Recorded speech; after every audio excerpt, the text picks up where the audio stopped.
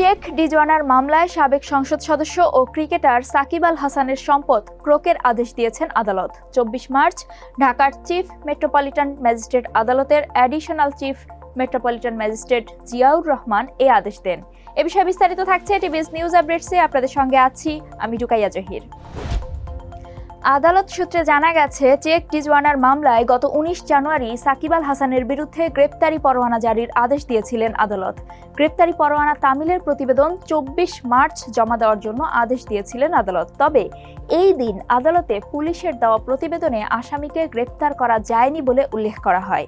পরে আদালত সাকিব আল হাসানের সম্পদ ক্রোকের আদেশ দেন। এর আগে গত বছরের 18 ডিসেম্বর এই মামলায় সাকিব সহ মোট 4 জনকে হাজির হওয়ার জন্য সমন জারি করেছিলেন আদালত।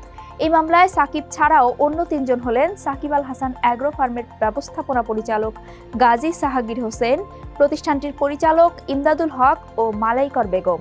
গত বছরের 15 ডিসেম্বর আইএফআইসি ব্যাংকের রিলেশনশিপ অফিসার শাহিবুর রহমান বাদী হয়ে মামলাটি দায়ের করেন। মামলার বিবরণ থেকে জানা যায়, সাকিবের মালিকানাধীন অ্যাগ্রো ফার্মটি ব্যবসায়িক উদ্দেশ্যে বিভিন্ন সময়ে আইএফআইসি ব্যাংকের বনানী শাখা থেকে ঋণ নেয়।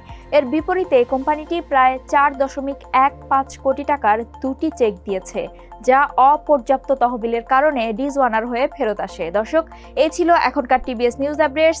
আরও সংবাদ জানতে টিভিএস এর সাথেই থাকুন।